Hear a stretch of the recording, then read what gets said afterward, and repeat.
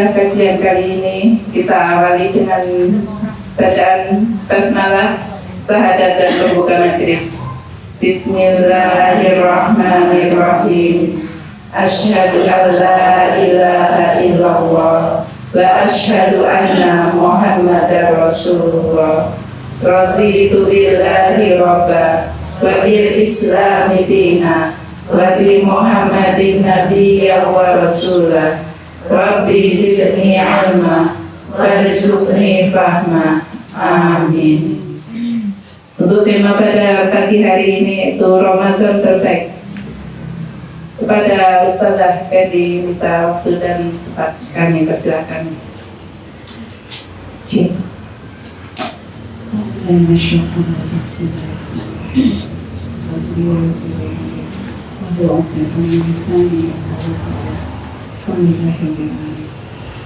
Assalamualaikum warahmatullahi wabarakatuh. Waalaikumsalam warahmatullahi wabarakatuh. Alhamdulillahirabbil alamin. Salam untukmu, salam sejahtera. Kan begitu ya artinya. Saya mau ucap sekali lagi, tadi belum konsentrasi ya kan? Masih ada ngantuk-ngantuk ya Bu ya. Ada yang kesiangan sahur di sini? Enggak ya. Karena sahur berkah, jangan sampai kesiangan ya. Baik, Assalamualaikum warahmatullahi wabarakatuh. Waalaikumsalam warahmatullahi wabarakatuh. Alhamdulillahirabbil alamin. Ya Allah, matur nuwun, terima kasih. Allah yang maha besar, Allah yang maha agung, Allah yang memberikan kita kesempatan sampai hari ini untuk masih terus berkejar dalam kebaikan, berlomba-lomba untuk mendapatkan pahala dan kasih sayang, mendapatkan keridhoannya, ya. Adapun tahun ini kita masih di sini, berarti kita masih banyak kesalahan dan khilaf, ya. Karena ketika kita berjumpa dengan Roh kita, pastinya kita ingin kembali kepada pangkuannya dengan pengampunan dosa-dosa, betul ya? Dan tahun ini yang mungkin tidak bersama lagi dengan orang yang dicintai, Ramadan tahun ini mungkin sudah ada yang pergi, ya. Mungkin ayahnya, atau ibunya, atau sahabat terbaiknya, atau saudaranya, ya. Saya bisa merasakan kesedihannya, ya. Bisa merasakan betapa kehilangan. Biasanya kita mungkin sahur sama-sama satu meja, mungkin ada bercandanya, ada yang susah dibangunin di antara kita. Itu jadi kenangan buat kita, ya. Tapi kabar baiknya, bulan Ramadan, yang muslim ataupun yang tidak, bahkan yang tidak mengakui adanya Tuhan, kasih sayangnya merambah sampai alam barzah. Artinya ketika mereka pada saat itu harusnya mendapatkan siksa karena bulannya penuh berkah dan kasih sayang di dunia dan juga di langit, di alam manapun selama itu masih ada makhluk, ya, dibebaskan semua dari siksa kubur. Masya Allah, alhamdulillah, ya. Betapa bulan ini tuh betul-betul neraka dikunci rapat-rapat, ditutup, ya, nggak ngintip sedikit pun, ya. Semua setan dibelenggu, ya. Tapi yang saudaranya setan yang terbuat dari asap api, yaitu jin, kafir, masih ada di sekitar kita, ya. Itu yang masih goda-goda kita, ya. Tapi kalau setan semua sudah terbelenggu. Termasuk sedikit cerita tetangga saya yang kemarin juga pas tengah 1 Ramadan pergi yang menghadap Allah. Masya Allah, ya itu. Jadi beliau sakit diabetes itu sudah lama, tapi tetap semangat untuk bisa melakukan hal terbaik di masjid, bahkan sampai pakai kursi roda, ya. Jadi wafatnya kita sangat kehilangan, yang menyolati juga banyak, bahkan sampai tokoh kami di sana juga ikut menangis karena teman juga dari kecil, ya. Dan itu ibu-ibu bisa bayangkan ketika bertemu di alam kubur itu pas Ramadan, ya sudah, jadi kayak masuk ke taman mini surga, sudah nggak ada lagi pertanyaan atau kegelisahan, nggak ada semuanya. Jadi yang wafat bulan Ramadan, yang wafat hari Jumat selama dia memang seorang muslim ya, hari Jumat itu Masya Allah itu benar-benar anugerah. Makanya kemarin banyak yang nangis ya teman-teman. Ya kita doakan tentunya kita di sini terutama yang rajin ya dari majelis Azizah ini, majelis Ta'lim Azizah ini, mudah-mudahan husnul khotimah ya. Amin. Atau jadi syahidah. Wah, kalau jadi syahidah lebih luar biasa lagi. Baik. Allahumma sholli ala Sayyidina Muhammad sallallahu alaihi wasallam. Semoga Rasulullah berkenan melihat wajah kita, mengenal wajah kita besok di hari kiamat sebagai wajah umatnya yang dirindukan, dan kita juga merindukannya ya. Kita juga merindukannya pastinya. Karena sesuai apapun suami kita atau kita punya guru, penghafal Quran ataupun mereka yang spesial yang di dunia ya, tetap masih mengharapkan syafaat dari Rasulullah. Jadi tidak hanya hari Jumat kita bersolawat, kalau bisa pas ingat ya setiap saat kita bersolawat. Jadi sudah Asmaul Husna ya, 99 nama. Kita solawatan dulu ya. Solawatnya pakai solawat apa? Solawatnya yang agak gembira ya, supaya nggak hawa ngantuknya agak hilang. Jadi peristiwa waktu itu Rasulullah dari Mekah ke Madinah yang ditunggu-tunggu sama orang-orang di Mekah, di Madinah, karena kehadiran beliau. Ya karena kehadiran beliau dipertanyakan, maksudnya mereka tidak tahu wajahnya seperti apa, sosoknya seperti apa, karena zaman dulu gak ada YouTube ya ibu-ibu, gak ada WhatsApp, jadi gemuruh di dada mereka tuh sampai penasaran sekali. Dibayangkan, bayangkan waktu itu ada yang sampai ngintip di atas bukit, naik di pohon yang tinggi, gitu, sampai nunggu-nunggu, bukan hari ini belum jadi, turun lagi gitu ya. Kita nyanyi Thala Al-Badru sama-sama ya. Yuk, Bismillahirrahmanirrahim. Thala Al-Badru ya. 1, 2, 3. Thala Al-Badru alaina min syariatil wada wajaba syukru alaina mada alilahida. Oke, cukup ya. Kabarnya kalau kita bersolawat itu ada semacam ruh atau jiwanya Rasulullah itu juga hadir di antara kita gitu ya. Apalagi di benar-benar majelis sholawat itu terasa sekali. Tapi berhubung waktunya nggak banyak, jadi sholawatnya 1 kali aja ya. Baik, hari ini siapa yang bulan puasa tahun lalu atau tahun lalu belum dibayar? Wah, dibayar ya Bu ya. Selama kita masih kuat dibayar, anak kita, anak gadis kita ya, atau siapa lah yang kita saling mengingatkan ya. Memang sih nggak ada apa dendanya, maksudnya double tahun lalu, jadi tahun lalu yang belum didouble dengan tahun ini nanti itu enggak ya, tetap. Jadi saya juga pengalaman nih ibu, karena saya baru tahu ketika waktu kuliah itu baru tahu kalau puasa kita harus dibayar. Yang saya pikir dibayar itu hanya fadilah untuk yang fidyah. Akhirnya saya mengkodok membayar puasa itu sampai saya itu, berarti dari SMP saya itu mungkin 100 hari lebih saya nyicil. Habis takut ibu-ibu ya, nanti kalau misalnya pas wafat ditanya sama Allah belum bayar puasa gitu ya. Masya Allah. Baik, surat yang terbiasa kita mendengarkannya yaitu surat berapa untuk bulan puasa ini? Ada yang tahu? Al-Baqarah ya? Hah? 103? 183, oke. 183 juga iya, juga ada di 185 juga iya ya. Ada yang sudah tahu riwayat sebelum bulan Ramadan ada? Sebelum kita ada perintah bulan Ramadan, puasa apa dulu? Pertama Asyura ya, Asyura dulu. Kemudian puasa orang terdahulu, luar biasanya. Kenapa? Karena puasa zaman dulu itu sebelum perintahnya ada hadirnya bulan Ramadan itu, puasanya dimulai dari pagi hari, maghrib, pagi hari ya. Setelah itu nanti berbukanya maghrib, tapi antara maghrib dan isya, siap-siap isya udah puasa lagi. Terus kayak gitu. Makanya orang-orang dulu itu kualitasnya luar biasa ya, karena puasanya sampai sebegitu. Ya, makanya kita menjadi umat Nabi Muhammad itu, Masya Allah di akhir zaman ini banyak sekali keistimewaan yang kita syukuri ya. Ya, kita sekarang puasa Ramadan hanya sebulan saja, dan itu pun kita masih ada diskon bagi ibu-ibu yang masih belum menopause, dia masih ada libur sekitar 7 hari ya. Jadi ini tidak berat sebetulnya, tidak berat sama sekali, insya Allah. Sebenarnya yang bikin berat itu adalah pikiran kita sendiri, ya. Apalagi misalnya cuma maaf misalnya perjalanan kita ke Jakarta atau ke Surabaya yang itu hanya lewat pesawat. Saya pikir kalau dari sini ketemu pesawat AC nanti turun, ada pertemuan lagi di hotel AC lagi gitu ya.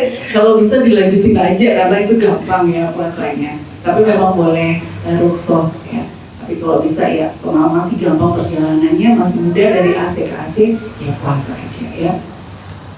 Kita bacakan sedikit aja untuk mengingatkan ya. Bismillahirrahmanirrahim. Ya ayyuhalladzina amanu kutiba alaikumus syiyamu kama kutiba alal ladzina min qablikum la'allakum tattaqun. Dengan nama Allah yang Maha Pengasih lagi Maha Penyayang, wahai orang-orang yang beriman, diwajibkan atas kamu berpuasa sebagaimana diwajibkan atas orang sebelum kamu agar kamu bertakwa ya. Kemudian ayyama ma'dudat faman kana minkum maridha aw ala safari qaidatun min ayyamin ukhra wa 'alal ladina yutiqunahu fid dunya ta'amu miskin faman tatawwa'a khairan fa huwa khairul lahu wa an tasummu khairul lakum in kuntum ta'lamun. Yaitu beberapa hari tertentu. Maka barang siapa di antara kamu sakit atau dalam perjalanan lalu tidak berpuasa, maka wajib mengganti sebanyak hari yang waktu itu dia tidak berpuasa di hari-hari yang lain. Dan bagi orang yang berat menjalankannya, wajib membayar fidyah, yaitu memberikan makan seorang miskin. Tapi barang siapa yang kerelaan hati mengerjakan kebajikan, maka itu lebih baik baginya, dan puasamu lebih baik bagimu jika kamu mengetahui. Sebuah judul yang saya tuliskan, saya kirimkan ke Mbak Ella, yaitu hari ini adalah Ramadan terbaik.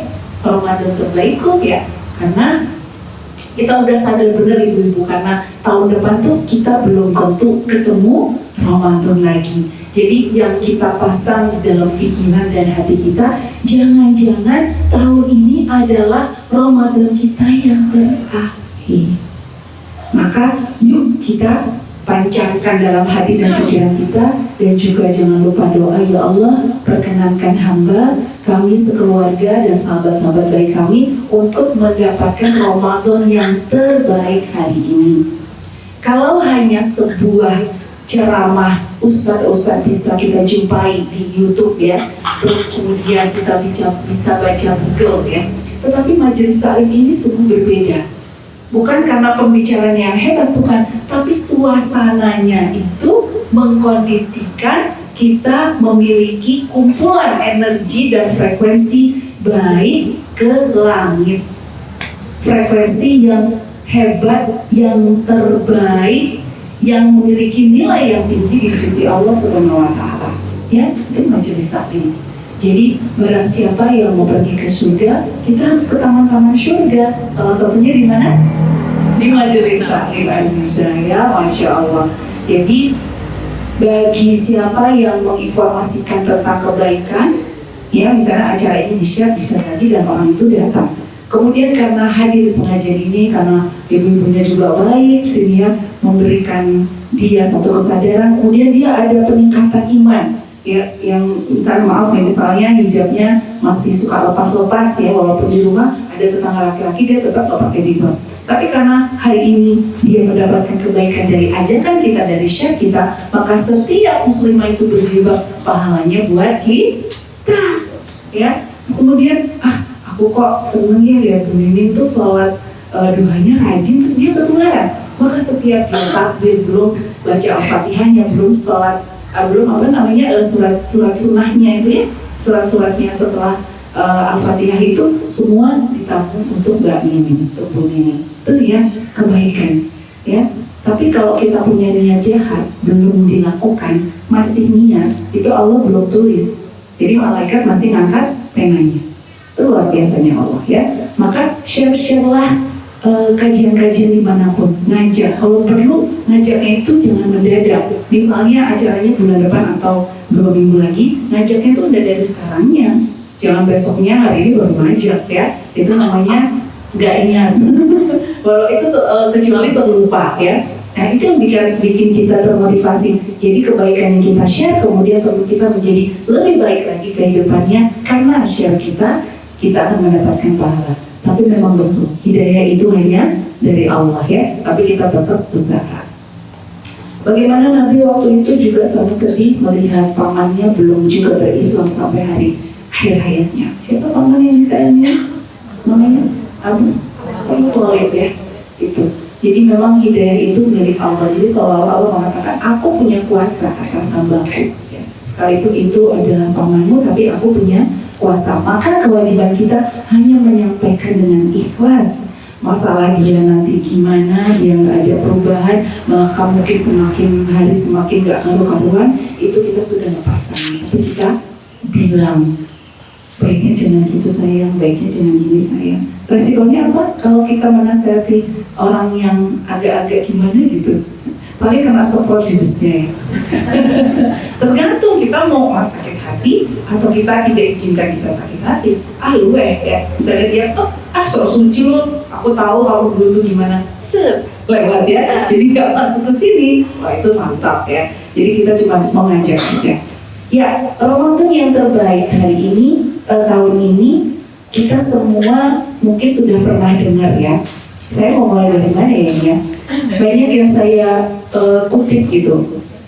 Nah, ibu-ibu yang dirahmati Allah, Ramadan ini adalah training terbesar, big training yang Allah langsung berikan programnya buat kita semuanya. Training besar-besaran, ya. Kemudian pahalanya juga benar-benar luar biasa banyak. Maka kalau jangan sehari kali ya, 1 jam melewatkan tanpa pahala, aduh sayang sekali Bu. Ya, sayang sekali. Maka training ini benar-benar harus kita manfaatkan, ya. Tadi itu saya lupa ya mau bawa lembaran kayak semacam daftar harian. Jadi hari ini kita sudah apa aja. Nah, targetnya ibu-ibu kurang lebih ada 6. Tadi saya sudah mencoba menjabarkan biar mudah gitu ya. Apa sih target bulan Ramadan? Ini saya ucapkan dulu satu persatu, nanti kita akan jelaskan ya. Yang pertama targetnya adalah bagaimana kita bisa khatam Al-Quran. Agak sering dengar ini ya. Tapi gimana Pak, ini bacaan saya masih gini-gini. Khatam Al-Quran dulu ya. Kemudian yang kedua, qiyamul lail jangan sampai bolong ya. Qiyamul lail yang saya maksudkan di sini adalah yang sesudah tidur itu ya. Nanti kalau terawih saya bahas lagi. Kemudian yang ketiga targetnya jadilah orang yang lebih dermawan dari biasanya. Ya, jadilah orang yang lebih dermawan dari biasanya. Kemudian yang ketiga, yang berikutnya keempat, tulis daftar keinginan atau doa-doa Anda. Ini ditulis. Jadi tulis-menulis bukan hanya tulis belanjaan mau apa hari ini ya, tapi daftar doa boleh banget ditulis ya. Karena tulisan bisa jadi doa dan doa bisa jadi kabul ya. Kemudian nanti ada waktu-waktu saja berdoa ya. Kemudian yang kelima, rajin mengikuti majelis taklim ya. Kemudian yang keenam, kejar Lailatul Qadar. Masya Allah ya, kejar Lailatul Qadarnya ini ya. Nah, kemudian yang pertama tadi tentang khatam Al-Quran ya. Kalau para sahabat itu menghatamkan Al-Quran, ada yang sebulan sekali ya, jadi Ramadan dia hafal berarti one day one juz ya. Terus kemudian ada yang beliau itu menghatamkan 3 hari sekali. 3 hari sekali sudah khatam ya. Kualitasnya luar biasa, kayaknya udah nggak terima kanan kiri. Dan bisa juga dipastikan di bulan puasa itu banyak sahabat yang agak saling kenal. Jadi nggak terlalu banyak bicara. Banyak kan mereka membaca Al-Quran, berarti dialognya langsung kepada Allah. Kalau kita sholat, itu kita berdialog sama Allah, mengucapkan doa, mengucapkan pujian, harapan, dan Allah menjawab. Tapi kalau baca Al-Quran, Allah yang ajak bicara kita. Berarti kalau satu hari kita satu aja nggak baca satu surat aja, berarti apa? Allah nggak mau ngomong sama kita. Ngeri kan? Bukan masalah kok bacanya kurtagatu, tapi usaha kita sampai mana, Bu, untuk mendekati itu. Jadi setiap orang itu memang punya kemampuan sendiri-sendiri, ya. Ya nggak usah ditanya kalau cucu kita atau anak kita mungkin lebih dari kita. Memang hari ini generasinya begitu. Malah aneh kalau generasi anak cucu kita nggak bisa baca Quran, ya. Kalau kita agak banyak keterbatasan. Percaya nggak ya Ibu? Saya bicara mengucapkan so itu baru tahu baca so itu nggak terlalu terbuka mulutnya. Itu 2-3 tahun lagi, 4 tahun lalu. Karena saya sudah merasa cukup dengan Iqra zaman waktu SMP. Hebatnya guru agama saya, guru agama kami di SMP 29 Bandung, walaupun kamu matematikanya 90, bahasa Inggrisnya 90, bahasa Indonesia 90, IPA kamu 90, tapi kamu nggak bisa baca Al-Quran, saya maju ke kepala sekolah nggak luluskan kamu. Gimana ibu-ibu stres nggak itu putus sekolah? Makanya waktu itu gimana caranya bisa baca ya? Alhamdulillah, mudah-mudahan Allah merahmatinya. Udah lama sekali saya nggak ketemu ya guru agama kami di Allah gitu. Jadi sampai wafat Allah itu melihat usaha kita. Kita niat, aduh saya ingin benar-benar menghafal Al-Quran juz 30 misalnya. Tapi giliran baru sampai surat, misalnya baru sampai surat Habasyah, ternyata kita sudah dipanggil Allah, ya, maka kita dicatat sebagai orang yang hafal Quran juz 30. Niat aja Bu sekarang ya, niat dulu, niat mau hafal juz 30. Dan itu level-levelnya nanti di surga tergantung bagaimana hafalan kita.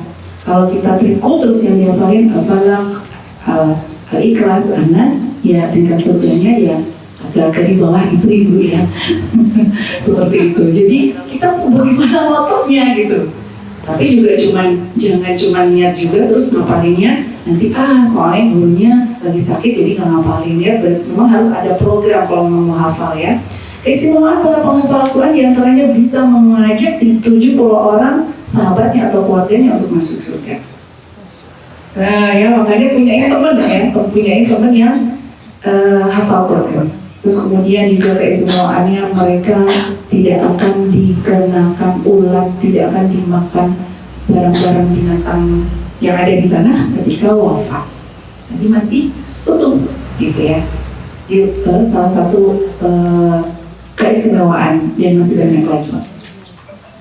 Sekali lagi ya ibu-ibu saya ingatkan, dan juga ingatkan saya juga, walaupun ada 2 pendapat tentang baca Al-Quran boleh enggak ketika haid gitu, saya milih yang boleh, tapi pakai artinya, gitu ya. Karena luar biasa Bu, gini, ketika kita lagi haid itu, hormon kita tuh bener-bener dalam keadaan nggak stabil, kortisolnya naik turun, dopaminnya naik turun, jadi antara stres, tegang, emosi, tapi happy juga, nggak putus, nggak jelas, gitu ya. Terus kita nggak ketemu Al-Quran, nggak ketemu ayat-ayat Al-Quran. Dan saya tanya, Al-Quran itu ayat suci bukan? Ayat? Jangan ragu-ragu Bu, Al-Quran ayat suci. Kalau kita kotor apa suci? Siapa yang bilang suci tadi? Kita kotor. Maka kalau kita ketemu ayat suci setiap hari, itu mensucikan tidak? Beberapa hal. Entah hormon yang apa ikut disucikan begitu. Kalau saya gitu mikirnya. Jadi saya insya Allah di sana semalas-malasnya ya Ar-Rahman atau apa mungkin sibuk alasan aja sih ya. Gimana caranya baca atau zikir tapi lihat ayatnya. Misalnya mau ayat kursi, baca ayat kursinya. Jadi mata ini ketemu, lihat Al-Qurannya. Apalagi satu huruf mengundang satu kebaikan sampai 10 kebaikan. Apalagi bulan Ramadan ya. Jadi sekali lagi Allah lihat usaha kita, bukan kemudian Allah itu lebih mengangkat derajat orang-orang yang sudah fasih tahsinnya ya. Karena mereka sudah mulai perjalanan duluan kan, mungkin mereka dari TK, tapi kita setelah usia ini baru ngerti pengucapan-pengucapan yang benar, nggak apa-apa daripada nggak sama sekali. Karena orang-orang yang tidak membaca Al-Quran itu ya besok juga nggak terlalu dekat dengan Rasulullah ya. Gimana? Jadi golongan itu dibedakan katanya seperti itu. Tapi juga tidak lepas dari ketika kita baca Al-Quran terus mengamalkannya, ya, mengamalkannya. Sudah tahu ada ayat yang tentang peduli sama anak yatim surat apa? Maun. Tapi kita anak yatim nggak peduli, ya. Alhamdulillahnya nggak ada perintah harus tiap hari peduli anak yatim, nggak. Cuma peduli sama anak yatim berarti berdasarkan kemampuan kita, ya. Oke. Itu baca Al-Quran, ya. Jangan dapatkan Al-Quran dan kita target. Misalnya yang biasanya cuma baca 2 lembar, tiap hari mau 3 lembar. Tapi karena syiarnya itu memang khatam Al-Quran berarti sehari 1 juz. So gimana caranya habis sholat duhur, habis sholat fardu, kemudian baca 2 lembar, karena semuanya 10 lembar, ya. Aduh Mbak Kini, kenapa ya saya tuh kalau baca Al-Quran itu kok kayak ngantuk-ngantuk, ada sepoi-sepoi gitu. Gimana caranya? Ada yang tahu biar nggak ngantuk? Betul lagi. Yang kedua, masih ngantuk? Berarti kebanyakan itu jiwa. Kita berdiri Ibu, berdiri aja nggak apa-apa, kayak orang disetrap ya Allah berdiri. Mungkin orang nanya, Ibu ngapain sih kok baca Al-Qurannya berdiri? Dia Ibu ngantuk gitu, ya. Daripada kita nggak mencapai target. Karena masa ada orang yang nggak mau dapat kebaikan? Cuma 1 huruf aja loh. Kebaikan itu berarti apa sih Bu? Kesehatan, nama baik, rezeki, pertemanan. Yang musuhan mungkin jadi lebih baik lagi, yang hilang mungkin datang lagi. Kecuali yang sudah wafat, ya. Kebaikan kan kayak gitu, masa nggak mau dapat? Ini saya tekankan sekali ya baca Al-Quran ini. Benar-benar saya tekankan, ya. Bukan hanya ditekankan, ya, suatu hal yang seperti nafas Ibu, benar. Kemudian yang kedua, dan Qiyamul Lail ini memang ketika tarawih itu juga termasuk dalam tahajud itu, ya. Tetapi itu tarawih itu sebetulnya Rasulullah tidak mewajibkan, ya, tidak mewajibkan. Kalau riwayat itu, insya Allah beliau hanya 3 atau 4 kali gitu tarawih bersama-sama para sahabat. Tapi karena waktu itu kita betul-betul lagi menggalakkan syiar, maka tarawih itu dijadikan syiar oleh Umar bin Khattab radhiyallahu anhu, semoga Allah terus menghormatinya itu. Jadi, tapi karena kita hari ini menghadapi akhir zaman yang sebegini, Ibu, sudah tahu Rasul kita itu hanya 3 atau 4 kali di masjid atau tarawih, ya. Tapi kita butuh, ya Bu, ya. Benar nggak? Sebulan sekali itu kayaknya kalau nggak tarawih itu gimana gitu. Ada ikatan emosional yang lebih, ya. Apalagi kita juga, maaf ini bagi teman-teman yang mungkin tidak pernah punya pesantren atau bukan keturunan dari para kiai, itu kita rindu sekali. Saya juga rindu gitu untuk kemudian tidak terawih. Kalau dalam hati saya, Rasulullah juga nggak terawih terus-terusan, tapi saya punya kerinduan. Ada syiar, ada silaturahmi, ya. Kemudian di situ kan juga ada majelis salim juga, ya kan? Karena ada ceramahnya. Apalagi ketika terawihnya kebagian 1 juz, luar biasa, ya. Usahakan gitu. Nah, bagaimana ketika sudah terawih malamnya gimana? Apa kita Qiyamul Lail? Kalau tidak bisa kalau diusahakan, kenapa tidak? Mungkin kita sibuk dengan nyiapin sahur untuk keluarga gitu, ya. Tapi coba sempatkan tetap 2 rakaat aja minimal, kita malam itu masih bisa bermesra-mesra dengan Allah gitu, ya, di akhir-akhir menjelang fajar. Kalau perlu ibu-ibu bagi tugas sama anak gadisnya, anak kalau pas sahur bantu ibu, jadi kita bisa dapat pahala semuanya, ya. Karena jam-jam segitu tuh benar-benar Allah itu benar-benar memperhatikan kita. Yang minta doa dikabulkan, yang dalam kesulitan dilapangkan, ya. Kemudian yang lagi sedih digembirakan dan diangkat derajatnya.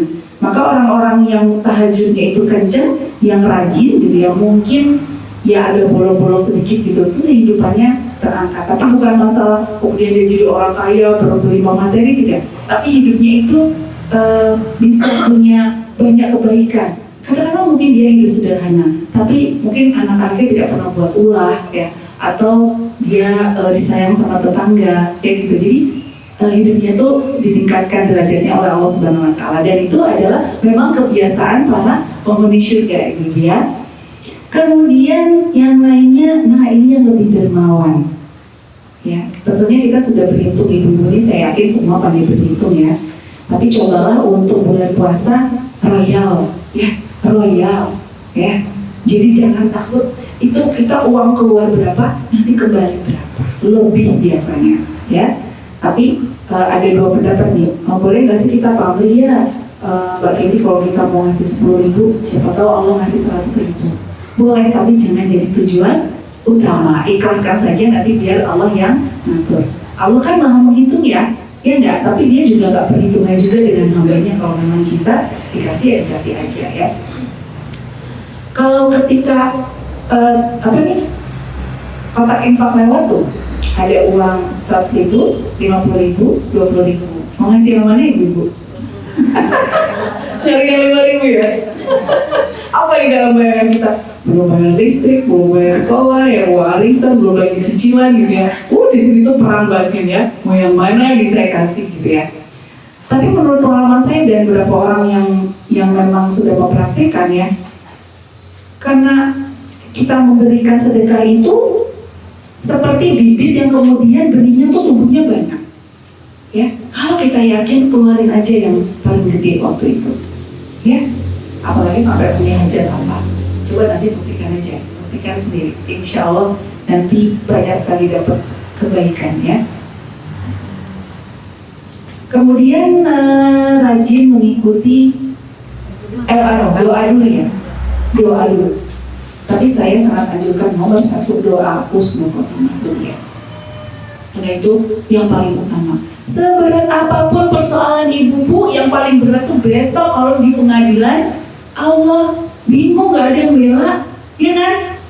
Tapi kan itu semua mulai dari ketika dijemput nyawa kita. Jadi pas mau dijemput nyawa itu digambarkan nanti ada yang datang syaitan, ya dia akan menawarkan agama Nasrani atau Yahudi, terus kemudian kita berani melawan atau tidak, terus nanti ada orang katanya berbentuk tua gitu memberikan minuman, kalau kita minum air itu berarti kita gak bakal selamat.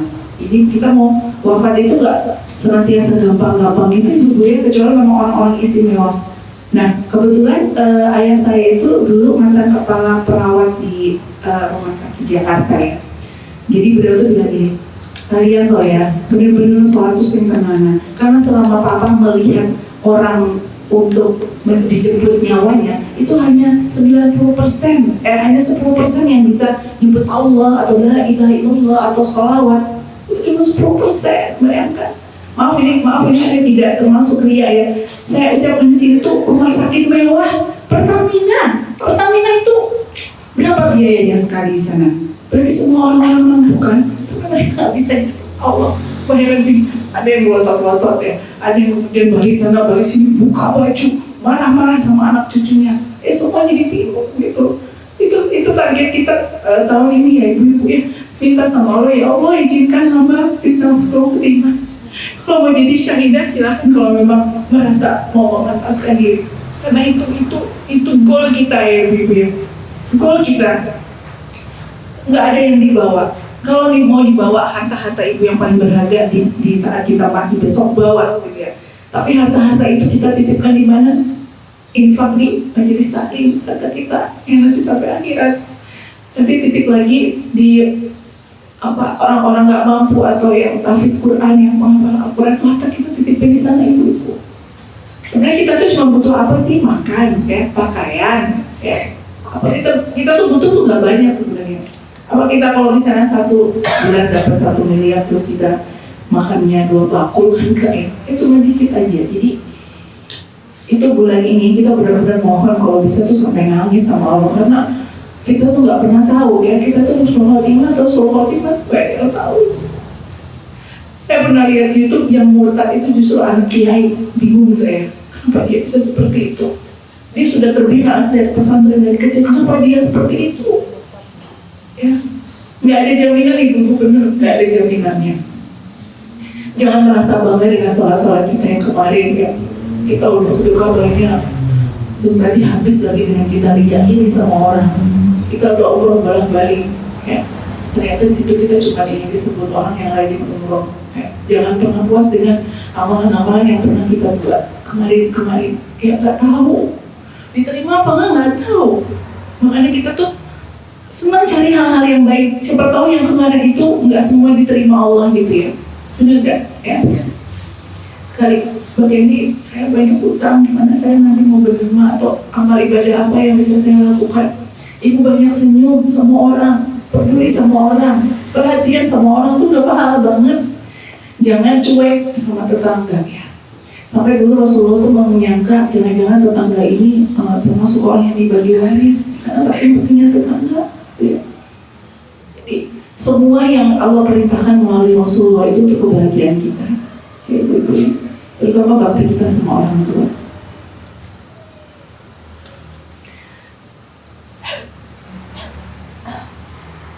Bagi ibu-ibu di sini yang dirahmati Allah yang mungkin pernah bermasalah dengan orang tua selama beliau masih hidup, jangan putus asa. Kita masih bisa kirim doa yang banyak. Itu kita juga sudah termasuk berbakti. Saya pikir gak ada kok manusia yang banyak menyakiti orang tuanya.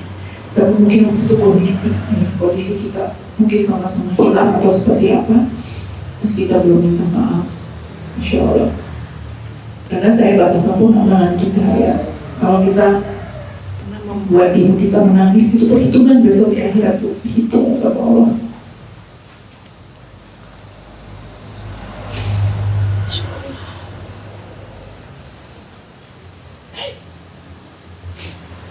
Siapa yang di sini? Ibunya masih ada. Manfaat saja Bu.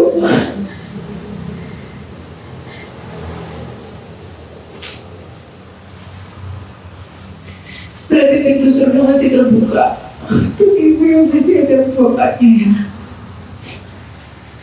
Walaupun mereka kadang mungkin tidak sepakat dengan kita, hanya 3 huruf yang kita ucapkan gampang, iya aja. Walaupun gak sepakat, kita bersenyum walaupun itu tuh jujur banget gitu ya dengan persoalan kita sendiri.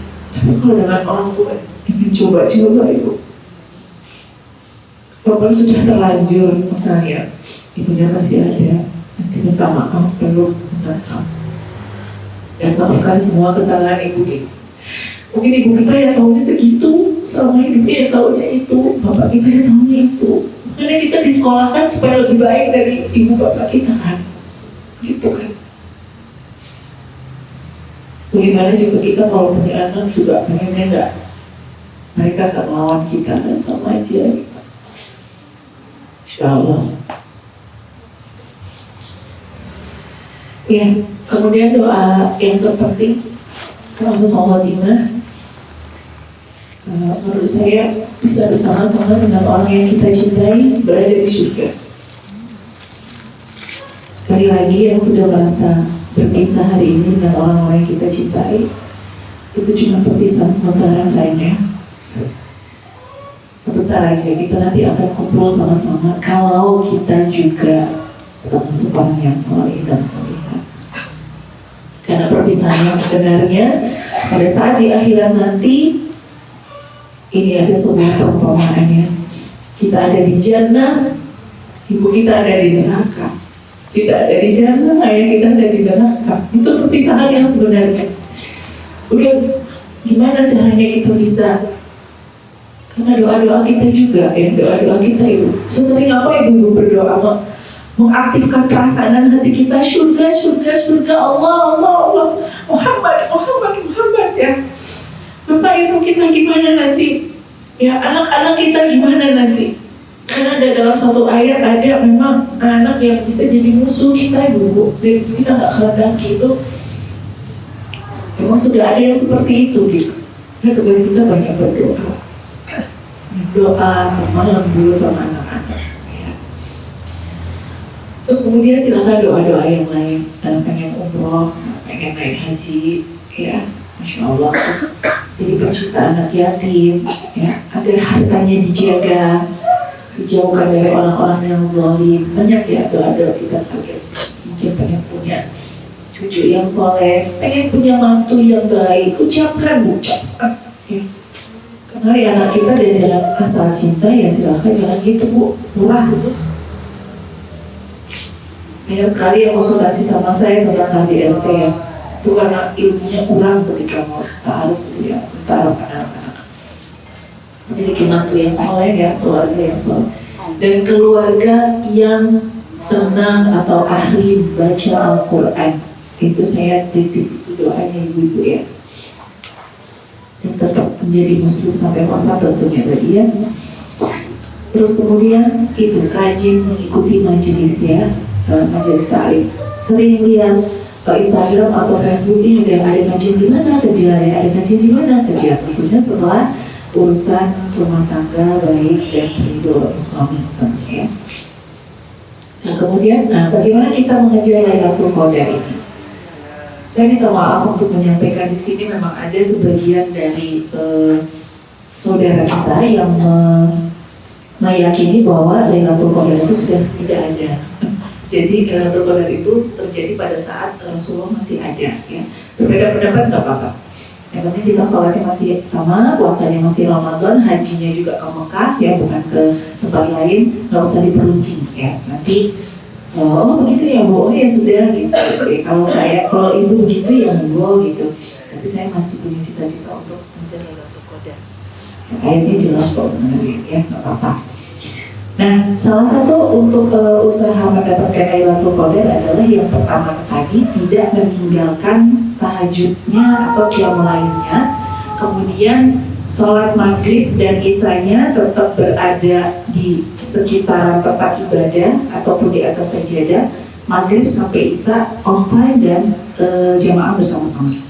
Itu insya Allah dapat ya. Juga doa-doanya, kemudian persering baca sholat yang berkaitan dengan ayat-ayat Lailatul Qadar atau surat Al-Qadar, sering-sering baca itu.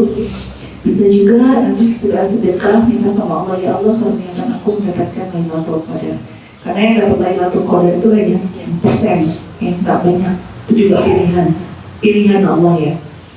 Mudah-mudahan kita termasuk orang-orang yang terpilih. Amin. Nah, target-target itu yuk kita capai. Mungkin kalau sendiri terasa berat, atau nanti bisa di-share di Aziza di grup WhatsApp ya. Nanti dibikin tanda atau nanti saya bikinin nanti dicentang, yang udah dicentang gitu, yang belum ya pakai tanda merah gitu ya, sama nangis bertobat supaya tidak mengulangi lagi ya. Maka yang dibutuhkan kita dalam kehidupan ini adalah pengampunan ya, pengampunan Allah Subhanahu wa taala dan ridho dari Allah Subhanahu wa taala atas semua apa yang kita lakukan selama hidup di dunia ya. Maaf ibu-ibu, kalau misalnya kita pada satu saat misalnya kepentok apa nih, meja keras gitu ya, tapi kalau Allah ridho itu pahala buat kita. Maksudnya kalau kita melihat ini sebagai ya Allah kok nggak diingetin sih kalau di sini ada meja itu kepentok, tapi Allah ridho gitu. Karena setelah kepentok tuh biasanya kita nih, ya Allah biar Rasul gitu kan. Jadi gimana nih hamba biar menyebut namaku dipetokin dulu gitu ya. Kalau dalam kehidupan yang lebih keras, maaf mungkin ada orang yang berhutang sama kita nggak dibalik-balikin lagi ya. Akhirnya kita tidak berharap kepada manusia itu yang hutang, tapi kita berharap kepada Allah. Ya Allah, tolong sahabat saya itu diberkahi umurnya, bisnisnya dilancarkan, rezekinya dilancarkan, semoga dia bisa membayar hutang pada saya. Dan itu kalau Taufan, kalau kamu tetap berbuat baik, jangan maling muka, harus promosi dia nggak bayar hutang, jangan ya, nanti nggak bayar loh ya. Ya, minta sama Allah supaya dibayar. Jadi yang paling enak itu Allah ridho terhadap apa yang kita lakukan, itu yang paling penting ya. Yang paling penting mengharap keridhoannya. Nah, ini Ramadan kita kalau bisa kita lolos ya, mungkin hanya 20% yang nggak bisa kita lakukan. Wah luar biasa ya. Berharap setelah selesai Ramadan kita menjadi manusia yang lebih apa Bu? Bertakwa, beriman ya, yang menjadi lebih soleh lagi, derajatnya lebih tinggi lagi, lebih sabar lagi, lebih semeleh lagi, lebih memaafkan ya. Yang masih punya dendam, peristiwanya mungkin tidak akan berubah karena itu memori ya, tapi rasanya udah beda ya, memaafkan. Ya, saya tadi di awal belum bilang tentang orang-orang yang tidak akan diterima puasanya ya. Ada yang tahu? Yang tidak akan diterima puasanya. Kita udah gak usah bicara orang yang murtad ya, yang gak diterima puasanya. Siapa aja? Walaupun dia targetnya udah kayak gini, tapi dia gak diterima puasanya. Dia yang belum meminta maaf kepada orang tuanya. Dia yang belum berbaikan kepada pasangannya. Masih mutu aja, masih marah aja, masih nggak maafin aja. dan juga dia yang belum memaafkan kesalahan saudaranya. Ada beratnya ya. Tapi kan kita juga kalau salah minta dimaafin ya Bu. Ya, udah maafin aja, diganti dengan pikiran-pikiran yang baik ya. Nah ternyata untuk puasa ini ibu-ibu, selain kita nanti pengen dapat yang terbaik, kita juga harus sadar nih, ada jenis-jenis orang yang puasa. Ada jenis-jenis orang yang puasa. Saya dapat dari Ustaz siapa ya? Agak lucu juga, tapi mungkin memang ada yang seperti itu, ada saudara atau kita pernah melakukannya ya. Sudah berlalu mudah-mudahan. Jadi ada puasa-puasa itu yang jenisnya, bentuknya puasa ulet. Puasa ulet, apa itu ya? Jadi ketika dia puasa, sahur, makannya banyak banget, udah gitu tidur. Kan lebih baik tidur Mbak Candy daripada ngomongin orang. Betul, tidur juga pahala, betul. Tapi apakah yang tidur-tidur begitu nanti setelah puasa selesai juga mendapatkan keberkahan? Dan tentu tidak jadi beda, jadi beda dengan orang-orang yang selama puasa tetap beraktivitas ya. Jadi selama kita puasa, maka kita puasa itulah, maka kita tetap rajin. Maka dengan puasa itulah kita tetap ke majelis taklim. Karena puasa kita malah lebih semangat ya. Kemudian puasanya ada puasa bayi. Puasa bayi itu apa? Puasa bayi itu apa? Jadi karena puasa itu mengurangi, ada yang mengurangi berat badan kan. Jadi puasa itu kalau misalnya bukanya banyak, sahurnya juga banyak, itu cenderung berat badannya naik apa turun? Naik. Kalau terus kemudian sahurnya dikit, bukanya banyak, naik terus ya. Cenderung turun ya. Kalau terus buka puasanya dikit, sahurnya banyak, ada yang naik, ada yang turun. Jadi kalau bayi itu kan gimana ibunya ngasih kan, gitu. Jadi kalau model puasa gitu niatnya hanya untuk memperindah badannya atau untuk menurunkan berat badannya. Jadi nggak sampai mendapatkan kebaikan, mendapatkan keberkahan, mendapatkan keridhaan Allah, nggak nyampe ya puasanya bayi. Ya. Ada yang seperti itu. Terus jenis puasa. Kita ini termasuk yang mana sih? Puasanya orang awam, puasanya orang khusus, atau puasanya orang-orang yang istimewa? Kalau puasanya orang awam, dia hanya sahur dan berbuka, kemudian dia sholatnya belum 5 waktu. Karena habis sahur, tidur, subuhnya bablas atau dibablas-bablasin ya. Terus kemudian duhur dia sholat, kemudian terus dia asal itu sibuk bantuin orang bikin takjil, atau dia sibuk mencari takjil di seluruh Yogyakarta mana yang terbaik, akhirnya dia sholat asar.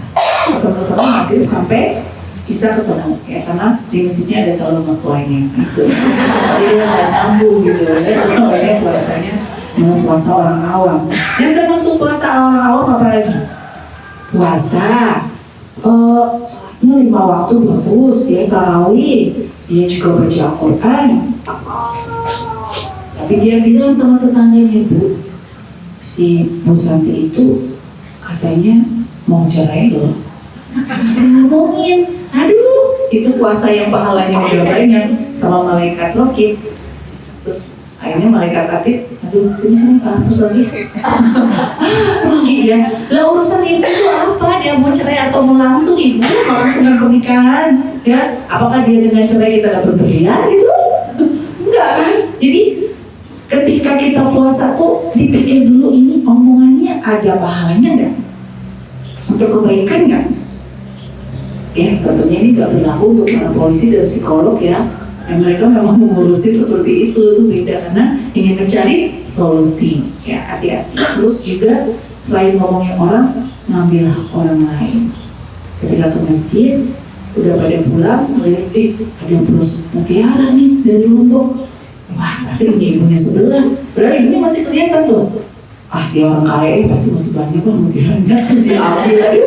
Ya, jangan gelap mata ibu-ibu ya. Siapa tahu malah ketika kita ngajarin, bu ini ketinggalan ya, oh iya betul, makasih ya, ini harganya mahal loh Jeng, gitu saya beli pasti di Lombok. Oh iya bu, ini bu silakan, nggak apa-apa buat ibu aja, buat kenang-kenangan gitu lah ya. Malah dikasih kan luar biasa ya, itu makanya ya, jangan silau. Kemudian dia udah puasa baik, terus dia udah baik sama orang tuanya, dia juga anak yatim gak pernah ketinggalan ya. Tapi dia suka nyakitin orang kalau ngomong ke teman-temannya, halo Dut, itu langsung yang kamu padahal dia sudah berusaha untuk menurunkan berat badannya, senang hati ya, dia sudah berpuasa langsung dia tersinggung gitu. Kamu masih hidup ya Allah, gitu saja loh. Ini gimana sih jilbabnya doang, ngomong kayak gitu ya. Ya Allah, kayak dia itu ini mempunyai istri kiai apa gimana ngomongnya seperti itu ya. Lisan hati-hati ibu-ibu ya. Jadi lisan ini baiknya digunakan untuk apa? Memuji dengan tulus keberhasilan teman kita, mendoakan kesehatan atau mendoakan misalnya bisnis kita lagi bisnisnya adalah ini ya, semoga keras, kan enak tuh. Terus bu tahu nggak, anaknya Bu Rani itu kemarin dapat penghargaan loh, karena dia kemarin dapat juara Olimpiade. Kita ceritain. Dan dari raut wajah ibu-ibu ya, kalau kita ngomongin orang, wajah kita tuh berubah jadi jelek, benar? Ya, jadi tambah kerut di sini tuh. Sebelah sini ngomongin orang, sebelah sini benar tidak hutang, jadi kerutnya banyak. Ya. Karena apa yang kita bicarakan direkam oleh apa? Telinga, diproses sama jantung yang diomongin tadi, otak juga memproses. Ya, makanya pernah ketemu nggak? Lihat orang cantik tapi resah di sebelah dia itu. Ya, karena ya begitu, mungkin pikirannya dia tuh serba buruk. Tapi ada orang kayaknya biasa-biasa aja, tapi ketemu dia tuh seneng gitu. Ya karena suasana hatinya membawa kebersyukuran ya, kebaikan. Nah, ini bagus juga ketika ibu mulai belajar menuliskan hal-hal yang perlu disyukuri sebelum tidur. Ya, itu bagus sekali bukan? Allah mengatakan berfirman, barang siapa yang bersyukur, nikmatnya akan aku tambah. Ya, jadi jangan fokus sama hal-hal yang belum punya. Ya Allah, ini tahun ini kayaknya aku gak bakal beli baju baru deh. Penting gak beli baju baru? Ya bener, penting kali. Kayaknya baju waktu itu aja gitu pakai dia ya, orang kita yang pakai terus gitu ya. Tapi ini Bu, kalau misalnya ibu beli baju baru, pastikan baju yang lama diberikan pada orang lain. Ya, ada yang diberikan, tak hijabnya, tak brosnya, atau apa? Mukenanya, ya. Jadi jangan numpuk semuanya di situ ya Bu ya. Ya Bu, ya. Bisa ditawar sambil dulu itu masih bagus sebenarnya. Ya begitulah perempuan ya Allah, Masya Allah. Gimana itu katanya mau sedekah ya masih terus mikir gitu kan. Baik. Mungkin bisa saya akhiri dulu dan nanti kita bisa tanya jawab sama ibu-ibu yang pengen kita dialog bersama. Saya masih cari sedikit dalil-dalilnya, tadi ada terlewatnya. Oh ibu-ibu, saya kembalikan dulu kepada Ibu Elsie. Terima kasih. Sementara saya tutup dulu. Wassalamualaikum warahmatullahi wabarakatuh. Waalaikumsalam warahmatullahi wabarakatuh. Kepada jamaah yang mau bertanya dipersilakan. Assalamualaikum warahmatullahi wabarakatuh. Waalaikumsalam. Kita bahasa tentang membayar hutang puasa ya Ustaz ya. Penjelasannya itu di akhir-akhir hayatnya, di hari tuanya bapaknya itu udah soleh, udah menjalankan waktu dan ibadah-ibadah yang tapi waktu masih dia kecil itu bapaknya itu suka utang puasa yang mungkin sampai bertahun menumpuk itu. Nah itu anaknya itu karena masih mengingat itu, boleh nggak kalau membayar utang bapaknya yang sekian banyaknya dicicil gitu. Jadi tahunya bilangnya saya nggak pernah bayar puasa karena apa? Sakit ya? Enggak sehat, tapi memang imannya belum kuat. Oh, gitu aja. Oke. Jadi begini, kita perhatikan puasa itu diperintahkan kepada siapa? Orang Islam atau orang yang beriman? Orang yang beriman. Jadi ketika dia mulai hijrah, istilahnya dia mulai sholat lima waktu, usia berapa? Nah itu sebenarnya yang dihisab oleh Allah. Nah kemudian ketika dia dulu tidak tahu Islam itu, memang dia tidak dapat pengarahan dari orang tuanya atau sudah tahu mana yang benar dan mana yang salah, tapi dia mencoba berpaling, itu masih perhitungan juga sama Allah. Tapi yang jelas puasa itu untukku kata Allah. Jadi puasa itu individu, gak bisa digantikan. Yang bisa digantikan umroh, bagi umroh ya, sedekah atas nama ibu, haji atas nama ibu, atas nama bapak itu bisa. Ya. Jadi ketika bapak ini misalnya sudah kelihatan hijrah, dia sholat 5 waktu, dan di antara sholat 5 waktu kan pasti beliau menemukan Ramadan tuh, pasti kan menemukan Ramadan. Nah kita berharap di Ramadan itulah Allah memberikan kemurahannya untuk diampuni dosa-dosanya. Gitu. Kita harapannya itu. Jadi intinya belum bisa digantikan puasanya.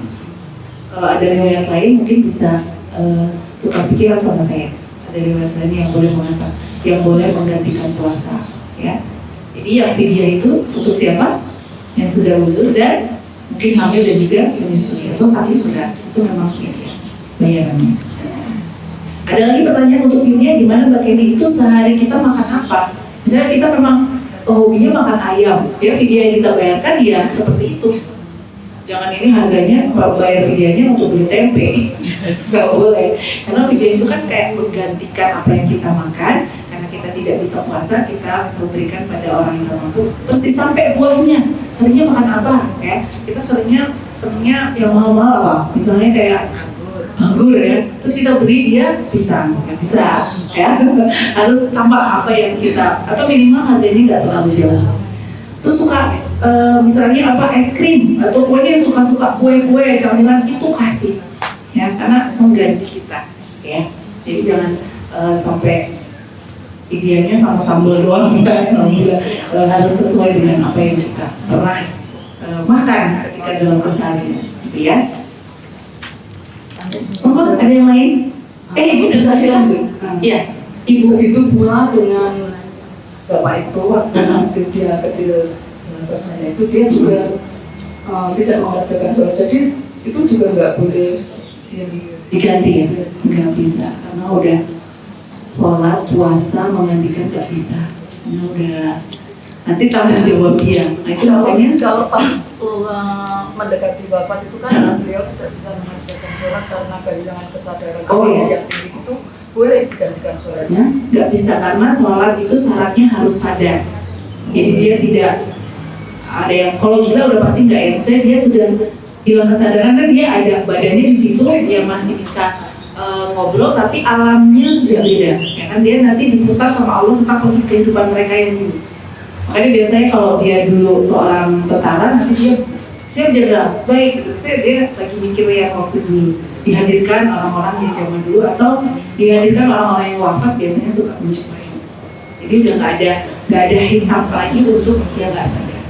Terima kasih. Iya. Assalamualaikum Waalaikumsalam. Ada yang tiduran, stroke, tapi dia masih waras, masih ingat itu anaknya siapa, nggak bisa bicara, nggak bisa bergerak semuanya. Jadi sholatnya gimana? Isyarat dalam hati. Oh, iya. Matanya masih bisa. Assalamualaikum warahmatullahi wabarakatuh. Masih ada kewajiban sholat. Jadi syaratnya sadar. Tapi kalau tangan belum bisa bergerak, tetap masih bisa sholat dengan sholat isyarat. Kata dokter dia masih sadar, masih bisa dengar orang, masih bisa reaksi mungkin dengan tangannya, tapi matanya nggak bisa buka, dalam hatinya sholat. Ibu udah waktunya sholat dulu, ibu sholat ya. Misalnya ibunya tuh bisa senyum, dia udah gak bisa buka mata, dia masih wajib untuk sholat. Dalam perang badai sebesar itu, perang hubungan di mana-mana, masih harus sholat? Masih. Dengan kondisi dia seperti apa? Kalau zaman Rasulullah sambil, karena nggak ada jeda waktu itu bergantian, kan ada yang di depan sholat, yang di depan perang, yang di belakang sholat. Tapi nggak bisa sambil lampu pedang dia niatnya sholat, harus sholat. Ya, sakit panu, wah apalagi itu kan harus sholat ya, alasan aja. Suka denger ibu-ibu ya, aduh teh saya tuh kotor ya, habis dari mana-mana. Najis nggak? Kalau nggak najis tetap sholat. Alasan aja, nggak mau kena alasan, padahal ini segini nih udah pakai kaos kaki udah sholat. Banyak banget alasan ya. Kalau yang seperti itu jangan ditolerir. Sholat ya, sholat. Itu tadi ibu dengan ibu siapa? Namanya Ibu Wasilah. Wasiat. Semoga sering berwasiat hal yang baik ya. Amin ya Rabbal alamin. Yuk, ada lagi? Monggo ya. Ada lagi ya.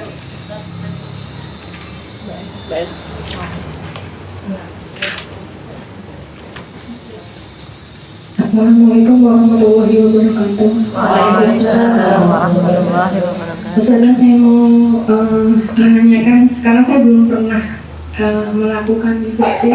Namanya siapa saya? Oh ya, nama saya Dian Nurhayati. Dian. Iya. Iya. Saya pengen tahu soal itikaf, Ustazah. Apakah kita perempuan bisa itikaf? Karena insya Allah besok saya sudah mau berangkat umrah bulan Ramadan. Jadi saya tuh pengen cita-cita kalau seandainya memang bisa, saya tuh pengen bisa ikut iktikaf. Terus kalau iktikaf tuh apakah kayak kita benar-benar tidak boleh pulang sama sekali ke hotel atau bagaimana? Terima kasih. Jadi mau umroh tahun ini, bulan ini? Iya, besok ya, berangkat ke Jakarta. Saya 27 mulai berangkatnya. Masya Allah. Selamat ikut bulan Ramadan. Ya Allah, selamat Mbak Dian, senang sekali nih lihat semua. Mbak Dian nanti didoain ya, ibu-ibu yang Aziza bisa pergi umroh, yang sudah umroh di umrohkan lagi. Terima kasih. Ada yang nggak mau umroh di sini? Hatinya sakit ya kalau nggak mau umroh. Kebayang mahal, oke. Dari sana nanti Allah ganti lebih banyak, biasanya seperti itu. Terima kasih sekali sudah mengingatkan. Tadi itikaf tidak saya masukkan di sini, ditulis ada tapi nggak terucapkan. Baik, itikaf itu sebenarnya memang harus di tempat itu. Jadi itikaf itu kan kita melampaui sehari ini 24 jam ya. Entah karena misalnya apa, sesuatu yang memang kita harus keluar, ternyata ibu kita sakit ya, pasti kita mendahulukan ibu ya. Jadi kita misalnya itikafnya dari jam 2 pagi sampai jam 9 pagi. Jadi pahalanya dihitung itu, karena jam 9 kita harus nemenin ibu kita ke rumah sakit. Namanya iktikaf itu kan berdiam diri di masjid. Apakah harus di masjid? Musola yang biasa ditempatkan, yang musolanya tuh rame ya, jangan musola yang sepi-sepi tiba-tiba pakai tikar ya, nanti ada yang dekat tidak jelas siapa ya, jangan ya. Jadi tikar itu berdiam diri di bulan Ramadan di tempat ibadah.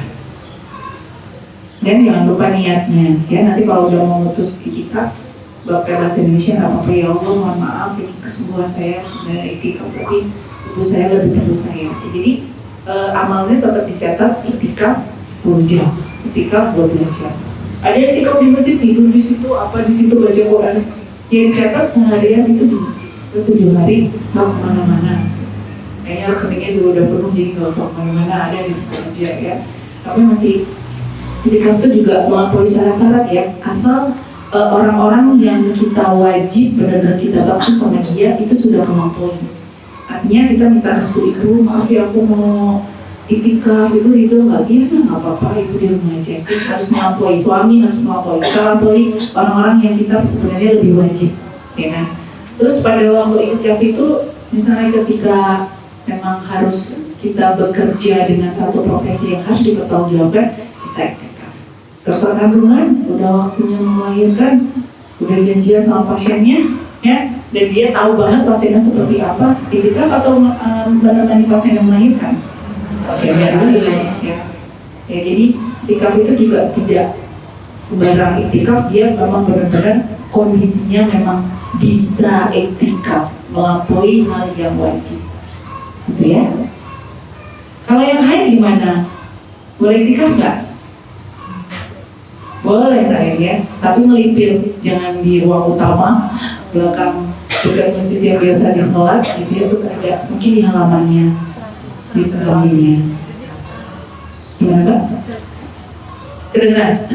Jadi kalau misalnya kita lagi haid, misalnya kita mau iktikaf di pelataran Baitullah itu masih bisa ya? Di pelataran Nggak bisa, kalau Baitullah nggak bisa. Ini tempat ibadah yang di luar Baitullah ya.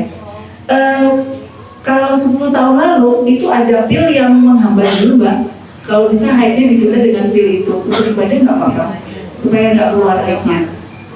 takutnya nanti kalau keluarnya di Iya, jadi dipersilakan kemantapan hati ya. Kan ada orang yang aku emang udah sampai situ kok malah nggak bisa, jadi dia pakai pil untuk menahan haidnya. Jadi bulan depan ya haidnya biasa lancar, nggak apa-apa. Yang nggak boleh tuh menahan sampai 3 bulan itu jadi penyakit. Tapi kalau sebulan masih bisa. Nanti disuruh makan yang protein tinggi, biasanya dokternya sayur-sayuran yang lebih banyak daripada kemarin haid. Pil apa namanya ya? Cari aja, harus resep dokter ya. Gitu. Kecanggihan bulan ini dan fikihnya boleh diperbolehkan oleh para ulama karena enak-enak. Di zaman Nabi dulu nggak ada ya, jadi nggak bisa. Jadi yang dilarang tawaf itu kan ketika haid gitu, junub, gitu kan. Jadi jangan di situ nggak boleh. Ya. Jadi kalau iktikaf misalnya saya mulai iktikaf dari mulai mau sahur sampai nanti selesai tarawih saya pulang modal itu sudah bisa. Atau kalau saya harus stay selama seharian di Baitullah? Iya, dalam keadaan suci ya. Dalam keadaan suci ya di situ terus. Kan ibaratnya tidak ada yang membuat kita wajib keluar kok gitu. Jadi kita sudah melampaui hal-hal yang wajib. Seperti saya bilang. Apalagi waktu di situ ada nggak kemana-mana, jadi bawa bekal semua di situ kan, ada kamar mandi di situ nggak kemana-mana. Jadi kafe di situ. Selamat.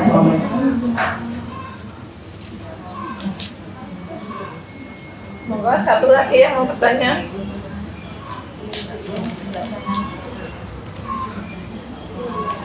Baik, untuk yang mulai dalilnya ada di surat Al-Isra surat 17 ayat 79 ya, surat 17 ayat 79. Kemudian Az-Zariyat ayat 15 sampai 18. Surat Az-Zariyat itu surat ke-51 ya. Kemudian di surat Al-Furqan surat ke-25 ayat 63. Kemudian keistimewaan orang-orang yang tahajud itu imannya sangat diakui Allah sesuai dengan surat As-Sajdah. As-Sajdah itu surat ke-32, surat ayat 15 sampai 17. Itu ketemu dari ini.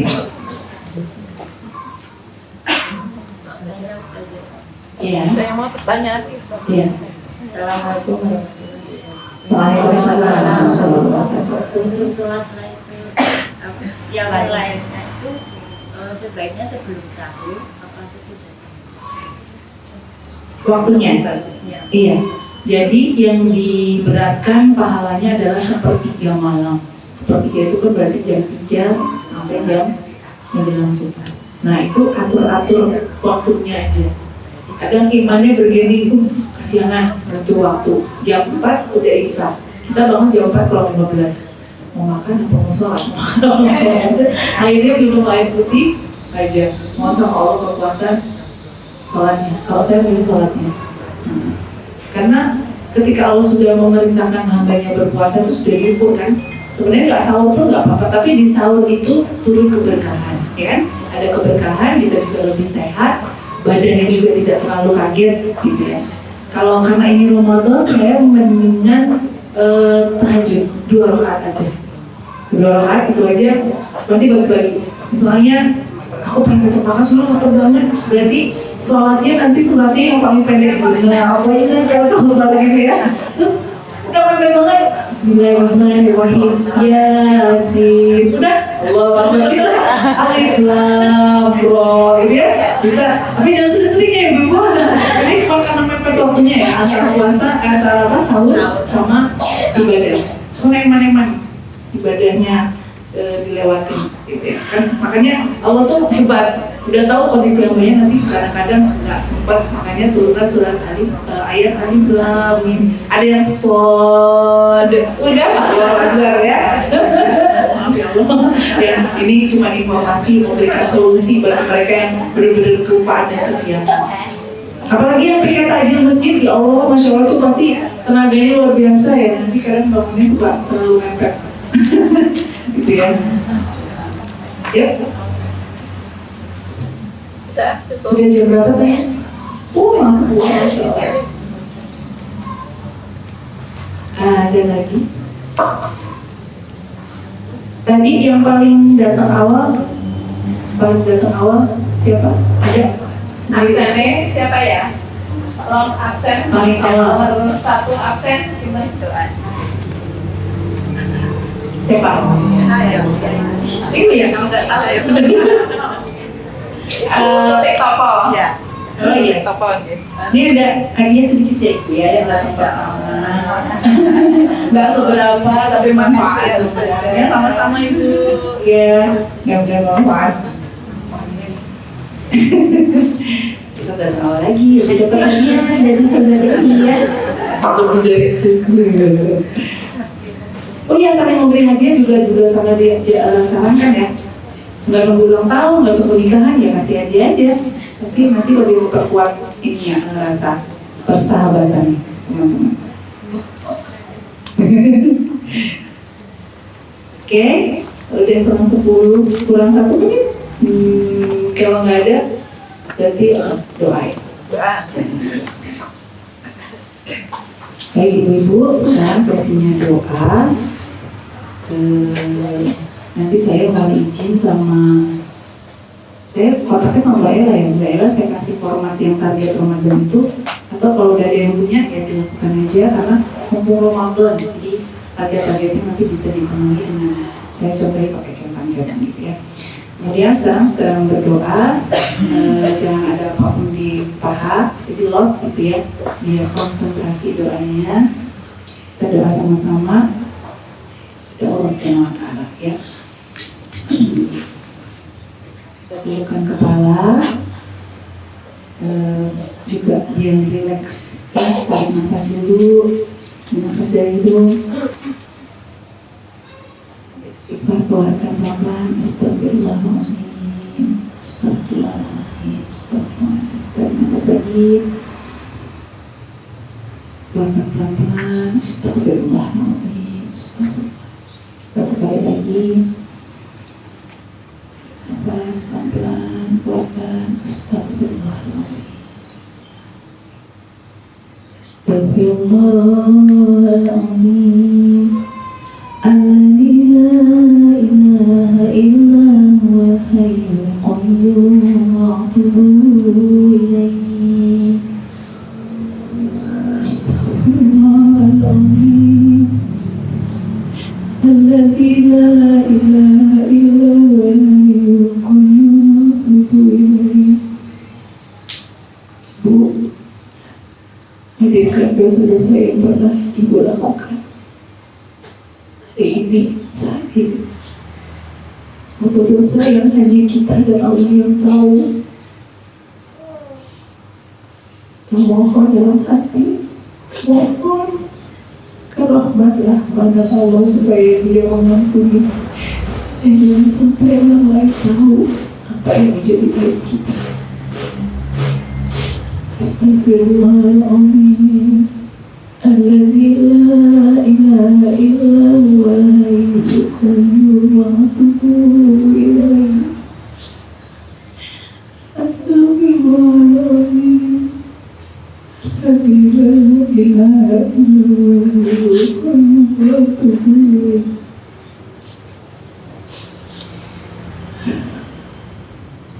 Hadirkan wajah ibu kita, ibu kita yang sudah kita tempat di rahimnya 8-9 bulan. Ibu kita yang mengajarkan kita berbicara, tapi kadang-kadang setelah dewasa kita nggak mau bicara sama ibu kita. Nah, alasan sibuk, ibu urus anak, ibu urus bayi. Ampun dosa-dosa beliau ya Allah. Angkat derajat ibu kami di dunia dan di akhirat. Bila ada di antara jamaah hari ini yang ibunya sudah berpulang di rahmat-Mu, Kasihanilah ibuku ya Allah. Jangan biarkan sampai rambutku tersentuh api neraka-Mu. Tolong di akhirat sekarang Ibu kasih ibuku baju yang bagus, tempat tidur yang empuk ya Allah. Aku selalu mengingat kebaikan ibuku ya Allah. Kehanggatannya dan ketulusannya. Pelukannya tidak akan pernah sama dengan pelukan Allah di dunia ini. Ibuku yang selalu membela ketika aku salah. Ibuku yang sering mengatakan, tenang Kak, masih ada ibu. Maafkan semua kekurangannya selama di dunia. Ya Allah, cantikkan ibuku di surga-Mu hari ini. Jadikan dia ratu yang barzahnya bersama ayahku, bersama kakak atau adikku yang sudah menjauhi aku. Tolong ya Allah, jangan Engkau lihat kesalahannya. Kami sangat merindukan mereka untuk berkumpul lagi. Ya Allah, berilah mereka ya Allah tempat yang indah seindah-indahnya. Jangan Kau hinakan mereka di alam barzah hari ini. Sesudah Ramadan pergi, tetapkan ayah ibuku dan saudara menjadi orang-orang yang Kau cintai di alam barzah.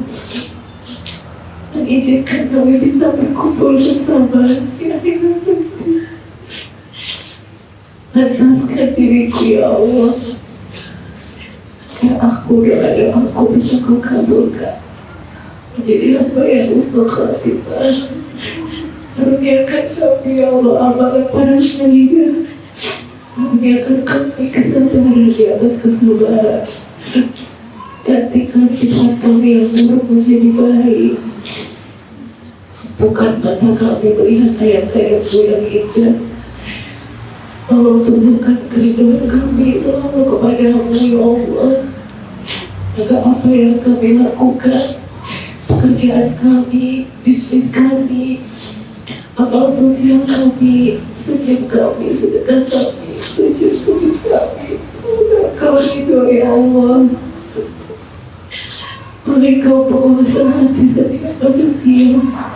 Semua hati ini tidak akan pernah lepas ya Allah dari pengawasan-Mu. Untuk itu kami mohon dengan sangat, berikanlah gembok rantai yang kuat antara aku dengan Engkau. Karena aku takut bila jauh darimu, aku pasti akan terperosok lagi di jurang kemaksiatan lagi ya Allah.